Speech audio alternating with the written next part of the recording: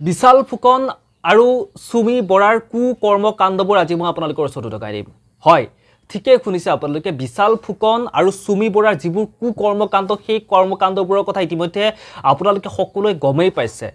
প্ৰত্যেক দিনে নিউজত বাজি আছে, প্ৰতিটো চেনেলে তেওঁলোকৰ কৰ্মকাণ্ডবোৰৰ কথা দেখাই আছে। বৰ্তমান যদিও তেওঁলোকৰ কথাবোৰ অলপমান ম্লান হৈছে, যদিও মানুহে তেওঁলোকৰ খবৰবোৰ নাৰখা হৈছে, কিন্তু তথাপিও তেওঁলোকক আমি চিন ৰখাটো খুবেই প্ৰয়োজন। নহ'লে কিন্তু তেনেকুৱা কিমানজন বিশাল ফুকনে আহি আপোনাৰ আমাৰ টকা হৰলুকি কৰি লৈ যাব ঠিক নাই।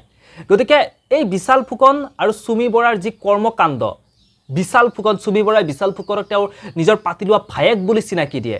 এই ভায়েকে মিলি ৰাইজৰ পৰা কেনেকৈ ইমান টকা হৰলুকি কৰিব পাৰিলে, কেনেকৈ 200 কোটি 300 কোটি টকা তেওঁলোকৰ পৰা ৰাইজৰ পৰা টকাবোৰ কেনেকৈ সংগ্ৰহ কৰিব পাৰিলে, সেই 20-22 বছৰীয়া এজন ল'ৰা, 22 বছৰীয়া এজন, যিটো 22 বছৰত আমাৰ হাতত টকা পইচা একোৱেই নাছিলে, সেইখিনি সময়ত কেনেকৈ টকা ইনকাম কৰিব লাগে ভাবি মাথা গৰম হৈ গৈছিল। সেইখিনি বয়সত বিশাল ফুকনে 200 কোটি টকাৰ মালিক হৈছিল। বায়েকৰ বিয়াত 2-3 কোটি টকা খৰচ কৰিছিল। আচৰিত। আৰু তেওঁলোকৰ যিবোৰ কৰ্মকাণ্ড, সেই কৰ্মকাণ্ডবোৰৰ কথা যেতিয়া আপোনালোকে শুনিছে, যেতিয়া আপোনালোকে দেখিছে, আপোনালোকৰ চকু হয়তো কপালত উঠিছে। তেওঁলোকৰ কৰ্মকাণ্ডবোৰৰ কথা গম পায়। আচলতে সঁচাকৈ বিশাল ফুকন সুমি বৰাৰ পাতি লোৱা ভায়েক আছিলে। সুমি বৰাই যিধৰণে দেখুৱাই, সুমি বৰাই যিধৰণে কয় যে মোৰ পাতি লোৱা ভাইটি, সঁচাকৈ বিশাল ফুকন সুমি বৰাৰ পাতি লোৱা ভায়েকতে। আপোনালোকে কি ভাবে? আপোনালোকে কমেণ্ট বক্সত কমেণ্ট কৰি জনাবচোন। এতিয়া সুমি বৰাই ইমান দিনে আত্মগোপন কৰি আছিল, তেওঁ ক'ৰবাত লুকাই আছিল। লুকাই থকাৰ পিছত তেওঁ এইবোৰ এখন নাটকেই কৰিছে নে সঁচা কি, সেয়া আপোনালোকে সকলোৱে গমেই পায়। সেয়া নাটক কৰিছে নে সঁচাই সুমি বৰাই তেওঁ নিজে ভিডিঅ' কৰি ৰাইজক জনাইছে যে মই পলাই থকা নাছিলোঁ, মই লুকাই আছিলোঁ। সেয়া সম্পূৰ্ণ এটা যে নাটকীয় এটা যে পৰিৱেশ হৈ আছে, সেয়া হয়তো আপোনালোকক কোৱাৰ প্ৰয়োজন নাই। আপোনালোকে হয়তো সকলোৱে গমেই পায় গোটেইখিনি কথা। আৰু ইয়াতকৈ বেছি খোলা ভাঙাকৈ ক'ব নোৱাৰি, কাৰণ কথাবোৰ বেছিকৈ বৰ্তমান সময়ত যদি মুক্ত কণ্ঠত যে আমি কথাবোৰ যদি খুলি ক'বলৈ যাওঁ, তেতিয়াহ'লে আমাৰ নিজৰ হাতলৈ বিপদ, আমাৰ নিজৰ জীৱনটোলৈ বিপদ আহি পৰে। মানে বৰ্তমান সময়ত এনেকুৱা হৈ পৰিছে, যদি আপোনাৰ হাতত টকা পইচা আছে যদি আপোনাৰ হাতত টকা পইচা আছে, সকলোবোৰ সম্ভৱ। আপুনি যিমান দাগী অপৰাধী নহওক কিয়, আপুনি যিমানে ভুল নকৰক কিয়, ৰাইজৰ পৰা যিমানে টকা আপুনি মাৰি নলওক কিয়, যদি আপোনাৰ হাতত টকা পইচা আছে, বহুত কিবা কিবি মেনেজ হৈ যাব পাৰে, বহুত কিবা কিবি মেনেজ কৰি দিব পাৰে। গতিকে সেই কথাবোৰ এটলিষ্ট বৰ্তমান সময়ত অনুমান কৰিব পাৰি। এই কথাখিনি মই এটলিষ্ট অনুমানহে কৰিছোঁ, কিন্তু সেই বিষয়ে এতিয়া মুক্ত কণ্ঠতে ক'ব নোৱাৰোঁ যে অমুক হৈছে তমুক হৈছে বুলি, কাৰণ ক'লেই আমাৰ জীৱনলৈ বিপদ আহি পাৰিব।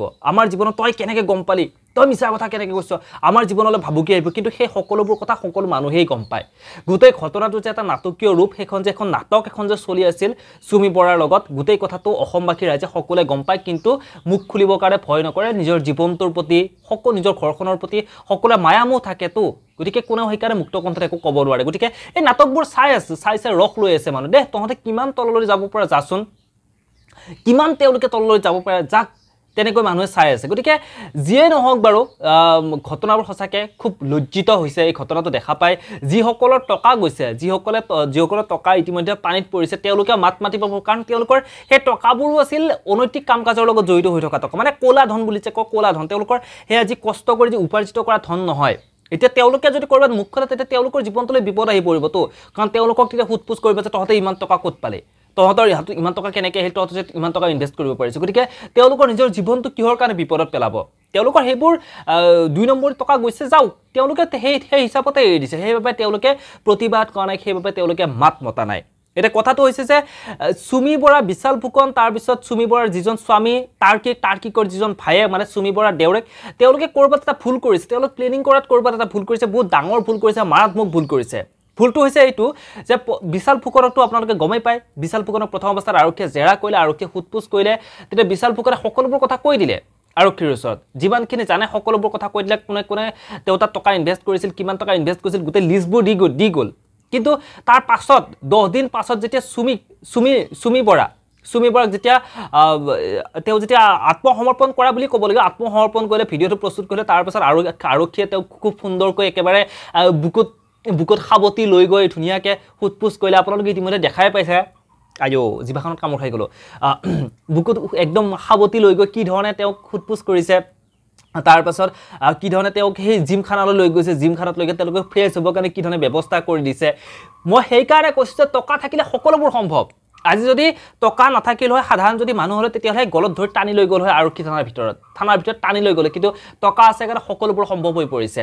গতিকে এতিয়া আকৌ শুনা পাইছোঁ যে থানাৰ ভাত খাই বোলে সুমি বৰা তাৰ্কিক তেওঁলোক বোলে বেমাৰত পৰিছে তেওঁলোকৰ বোলে বেমাৰ হৈছে ঘৰৰ পৰা আনি দিয়া ভাতহে বোলে তেওঁলোকে খায় বিভিন্ন ধৰণৰ কথা আৰু এটা কথাটো হ'ল যে বিশাল ফুকনে প্ৰথম অৱস্থাত যিবোৰ ষ্টেটমেণ্ট দিছিল প্ৰথম অৱস্থাত বিশাল ফুকনে যিবোৰ কথা কৈছিল যে তেওঁলোকে মানে কাৰ হাতত টকা ইনভেষ্ট কৰিছে কিমান টকা কোনে কিমান হেৰি কৰিছিল গোটেইবোৰ লিষ্ট বিশাল ফুকনে জেলত যোৱাৰ আগমুহূৰ্তত দি থৈ গৈছে তাৰ 10 দিন পাছত চুমি বৰাই তেওঁ আত্মসমৰ্পণ কৰিলে এতিয়া যেতিয়া চুমি বৰাক যেতিয়া সোধপোছ কৰা যায় তাৰপিছত চুমি বৰাৰ স্বামীক যেতিয়া সোধপোছ কৰা যায় চুমি বৰাৰ দেউৰক যেতিয়া সোধপোছ কৰা যায় সকলো ষ্টেটমেণ্টবোৰ বেলেগ কাৰো কথা কাৰো লগতে নিমিলে চুমি বৰাৰ কথা বিশাল ফুকনৰ লগত নিমিলে বিশাল ফুকনৰ কথা তাৰ্কিকৰ লগত নিমিলে তাৰ্কিকৰ কথা তেওঁলোকৰ দেউৰকৰ লগত নিমিলে মানে গোটেই কথাবোৰ মেলি খেলি হৈ আছে গতিকে তেওঁলোকে সেই প্লেনিংবোৰ কৰিবৰ কাৰণে তেওঁলোকে কৰবাত সময় নাপালে সেই প্লেনিংবোৰ কৰাত তেওঁলোকৰ কৰবাত ভুল হৈ গ'ল গতিকে এয়াই আছিল থুলমূলকৈ মই গোটেইখিনি কথা আপোনালোকক জনাবৰ কাৰণে চেষ্টা কৰি আচলতে গোটেই ঘটনাটো কি হৈছে বিশাল ফুকন তাৰ্কিক তেওঁলোকে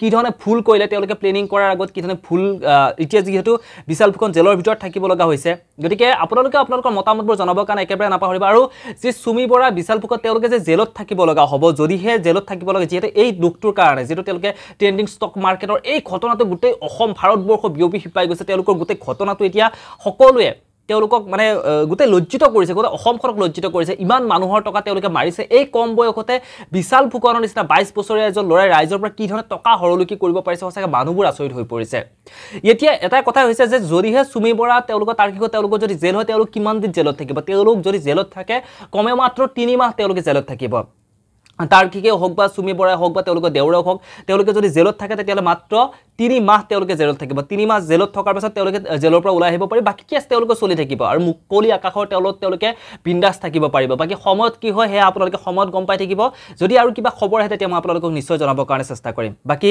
যদি এই ভিডিঅ'বোৰ চাই ভাল পাইছে এনেবোৰ খবৰ যদি আপোনালোকে পাই থাকিব বিচাৰে তেতিয়ালে চেনেলটো সাবস্ক্ৰাইব কৰি কাষত থকা বেল আইকনটো বজাবৰ কাৰণে একেবাৰে নাপাহৰিব ধন্যবাদ